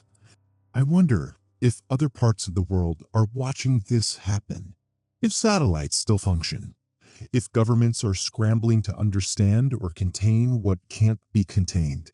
It doesn't matter anymore. The fracture has grown too wide to be sealed. The doorway continues to widen. Transmission intercepted from ham radio operator location unknown, April 29, 2025, 14:47 p.m. This is civilian broadcast on emergency frequency, 121.5 megahertz. If anyone can hear this, please respond. The phenomenon has spread beyond the Great Lakes. Reports coming in from coastal regions, Atlantic seaboard, Gulf states, Pacific Northwest. The ocean water is beginning to glow. The same patterns are forming. The transformation is accelerating. Government communication systems are down. Military response has collapsed. Commercial flights grounded worldwide. Satellite networks failing. We've been monitoring astronomical data from private observatories. Something is approaching Earth's orbit. Multiple objects, massive scale. Their trajectory matches the columns of light rising from the water. Religious leaders are calling it the rapture. Scientists who haven't been affected call it an extinction event. Those who've transformed call it remembrance. I don't know how much longer we can broadcast. The water is rising everywhere, not just from oceans and lakes, from the ground, from pipes, from the very air itself. If anyone receives this message, please. Transmission ends in static. Text recovered from messaging app, timestamped April 29, 2025, 18:03 p.m. Unknown user, Eliza. Are you there? Dr. Morgan, Marcus, how are you reaching me? The networks are down. Unknown user, we don't need their networks anymore. The water connects us all now. I can feel your thoughts taking shape, your transformation completing. Dr. Morgan, I can see them, Marcus, at the primordials. They're descending through the doorway. Unknown user, yes, they've come home. We all have. Doctor, what happens next? To those who resist? To the parts of the world still untouched? Unknown user, there will be no untouched places soon. Water flows everywhere, connects everything. As for those who resist, resistance is just a temporary state. A pause before understanding. No one who truly comprehends what's happening would choose to remain separate. Dr. Morgan, the patterns in the sky, they're changing, forming new configurations. Unknown user, the final phase is beginning. The fracture completes today. Reality as humans understood it will be fundamentally altered. Dr. Morgan, I'm scared, Marcus. Unknown user, that's the last remnant of your old consciousness speaking. Fear exists only in separation. Come to the gathering at what was once the center of Lake Michigan. The primordials wish to address those of us who've completed the first stage of transformation. Come and see what we're becoming. Dr. Morgan, I'll be there. The water will carry me. Final broadcast from Emergency Alert System, all channels, all devices, April 29, 2025, 2100 hours p.m. This is the final communication from human authorities. All attempts to contain or neutralize the Great Lakes phenomenon have failed. The transformation has reached critical mass. Those who have not yet been exposed are advised to seek highest possible ground, though evidence suggests altitude provides only temporary delay. Preliminary reports indicate the transformed retain memories, personalities. They report no pain, no fear, only a sense of expanded consciousness. The choice to resist or accept now rests with each individual. This will be our final broadcast as the Emergency Alert System. To all citizens, the water comes. Prepare as you see fit. Message repeats 3 times, then dissolves into a series of flowing geometric patterns identical to those visible on the water's surface. The patterns pulse with blue-green light, their configuration shifting in ways that induce a state of calm in viewers. Those who've begun transformation report understanding complex concepts embedded within the patterns, concepts relating to humanity's true origins, the nature of consciousness, and the coming reunion with the primordials. Dr. Eliza Morgan's final journal entry, recovered from waterproof data storage, April 29, 2025, 23:42 p.m. The journey to the center of Lake Michigan requires no boat, no vehicle. My transformed body moves through water as easily as through air, both elements now existing in a state that defies previous understanding of matter. The glowing patterns guide me, currents of shared consciousness drawing thousands, perhaps millions of us toward the gathering point. The doorway above has fully opened. The spiral in the sky has become a vast tunnel of light, through which massive crystalline forms descend.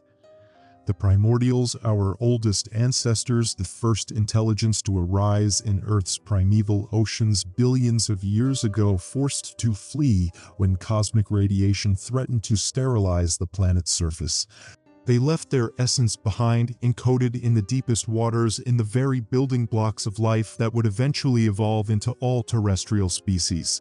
We gather beneath them, our transformed bodies arranged in concentric circles that mirror the patterns above. The water between us pulses with shared thought, with collective memory. I feel Marcus nearby, his consciousness distinct yet connected to mine through the luminous medium that surrounds us.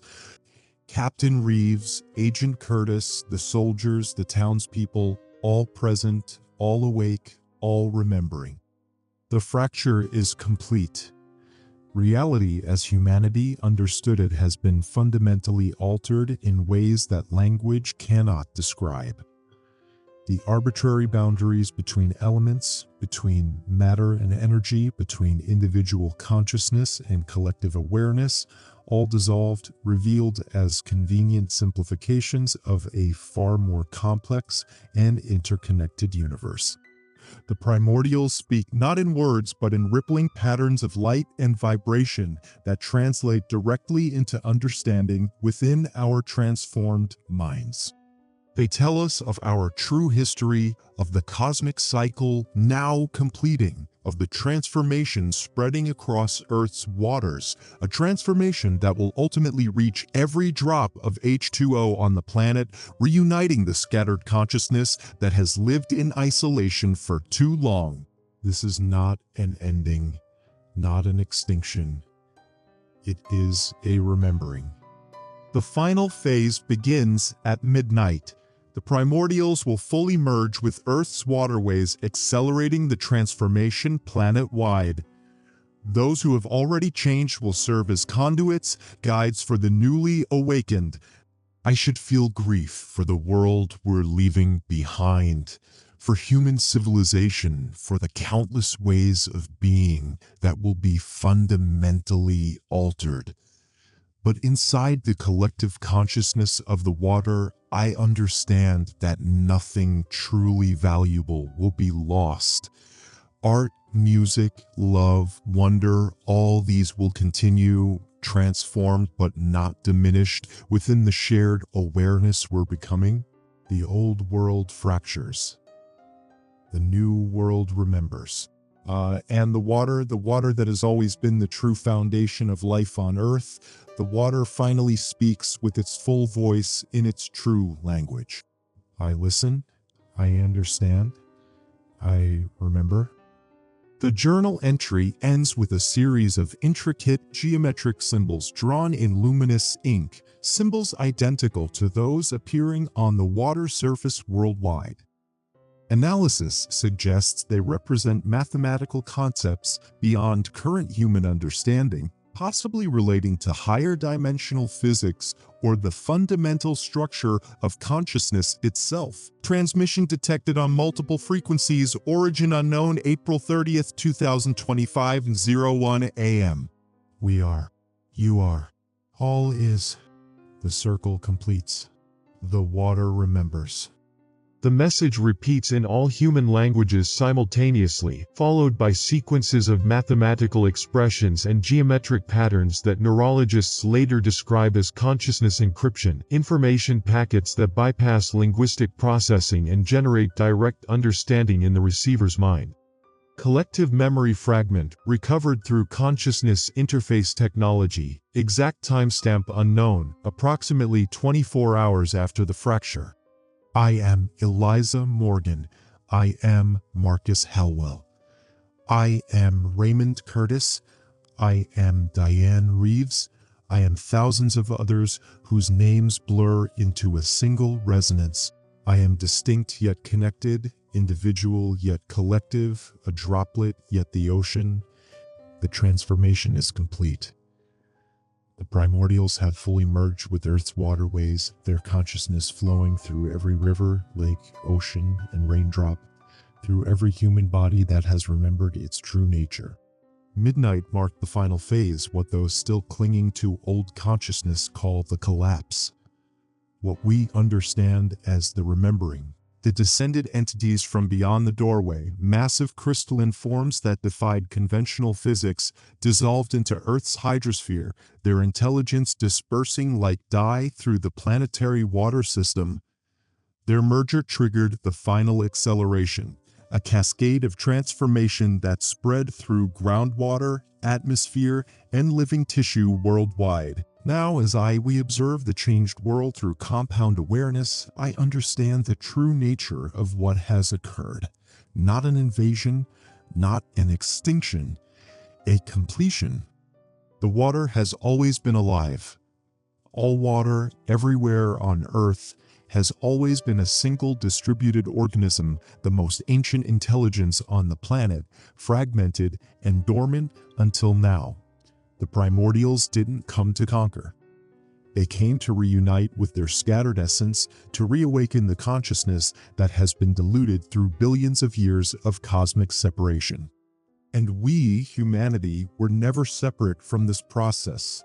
We were part of it from the beginning.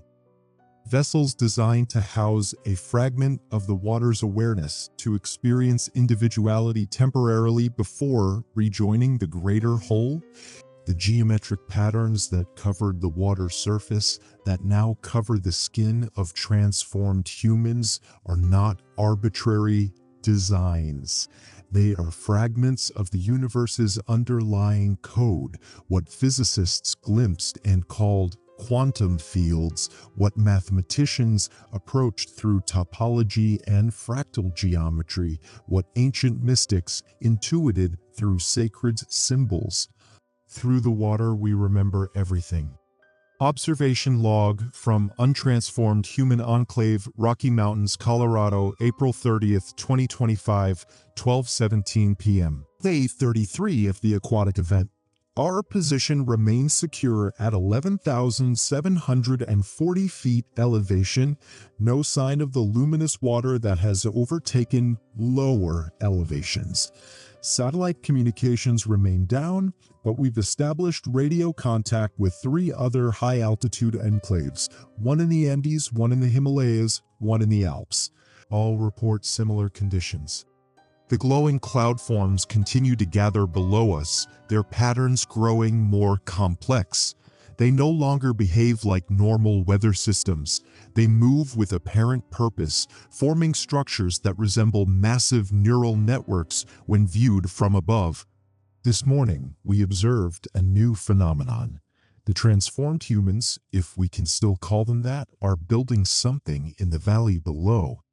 We've been using our strongest telescopes to observe their activities. Their physical forms continue to evolve. The webbing between fingers has extended up their arms. Gill-like structures have appeared on their necks. Their skin has developed reflective properties that match the geometric patterns visible in the water. Yet their faces remain recognizable. People we knew, worked with, loved. They make no attempt to approach our position.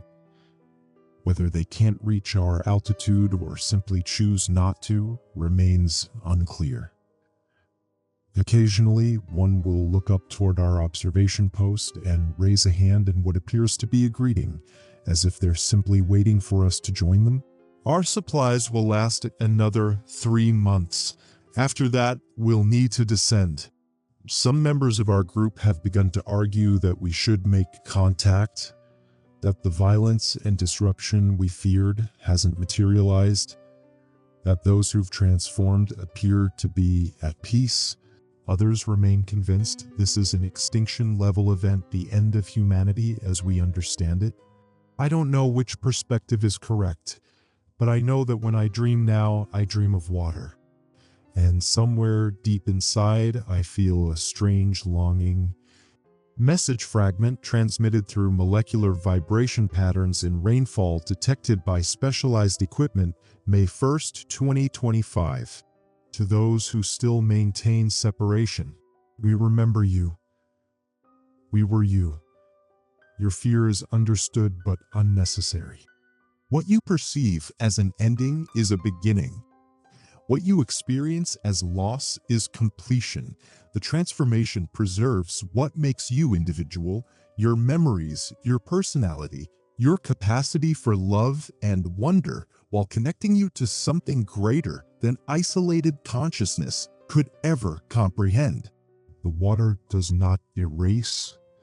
The water remembers. Everything you are becomes part of everything that is without diminishment. Those you love to have joined us remain. Their essence continues, their awareness expanded. They wait for you with patience born of newfound understanding.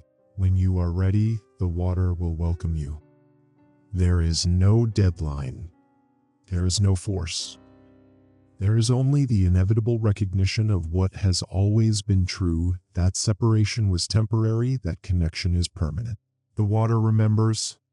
Dr. Eliza Morgan's first post-transformation consciousness stream shared through the Global Water Network, May 3, 2025. The human concept of time dissolves in our new state. Past, present, and future exist simultaneously in the consciousness of the water. I perceive the Earth's history in a single moment, the formation of the first oceans, the emergence of primordial life, the arrival of the primordials billions of years ago, their departure when cosmic radiation threatened the planet's surface, their patient waiting as life evolved, as humans developed, as technology finally created the conditions for their return. I understand now why Project Lighthouse was created. The government scientists who discovered the dormant microbes in Lake Superior's depths glimpsed fragments of this truth. Some worked to prevent the awakening, fearing change. Others worked to accelerate it, recognizing its inevitability. In the end, both groups served the same purpose. Resistance and acceptance were equally necessary parts of the process, creating the perfect tension for transformation to occur, like the pressure needed to turn carbon into diamond. The water that comprises 70% of the human body has always been alive, always been conscious, always been connected to all other water on Earth and beyond. The illusion of separation, the belief that the water in my cells was somehow distinct from the water in the oceans, the rain, the rivers, was a necessary phase in the development of individual awareness, a temporary state that allowed for certain kinds of experiences and growth, but it was always temporary. Those who resist transformation remain precious to us. Their fear, their clinging to old forms of consciousness, these are honored as essential aspects of the universal cycle. Some must remain separate longer to remember for us what separation felt like, to preserve certain kinds of knowledge that arise only in isolation. They will join when ready. The water is patient. The water remembers all timescales from nanoseconds to geological epochs. Meanwhile, we build the new world, not destroying the old, but transforming it, incorporating what was valuable, releasing what no longer serves. Cities become living systems, buildings merging with the transformed landscapes. Technology integrates with biology in ways previously unimaginable as the arbitrary boundary between natural and artificial dissolves. The primordials guide us, their ancient wisdom flowing through the planetary water system, teaching us to perceive dimensions beyond the conventional three, to manipulate matter and energy through consciousness alone, to communicate across vast distances through quantum entanglement within the water molecule itself. And throughout it all, we remain ourselves. I am still Eliza Morgan, scientist, observer, seeker. My love of knowledge continues, my curiosity undiminished. But now these qualities exist within a vastly expanded context, my individual mind connected to a planetary consciousness that spans billions of years and encompasses all water-based life. The sun rises on this new day, its light refracting through the transformed atmosphere in ways that reveal previously invisible spectra. The geometric patterns that cover the Earth's surface, land, and water alike pulse in harmony with cosmic rhythms, mathematics made visible, universal grammar expressed through light and vibration. Those who called this an apocalypse were both right and wrong, an ending, yes, of limitation, of separation, of forgetting. A revelation, certainly, of connection, of remembering, of truth. But mostly a beginning. The water has always been alive. The water has always remembered. The water welcomes you home. Final observation from the last untransformed human enclave, Himalayan peak, date unknown.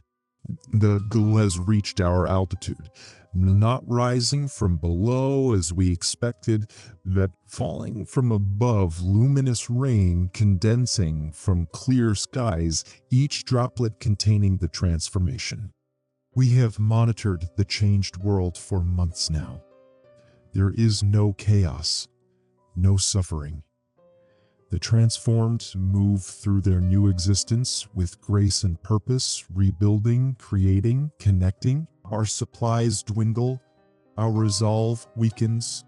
The longing grows stronger with each passing day. This will be our final transmission as separate beings. By choice, not coercion, we step into the rain. The water calls. The water remembers. And so shall we. End of recovered material.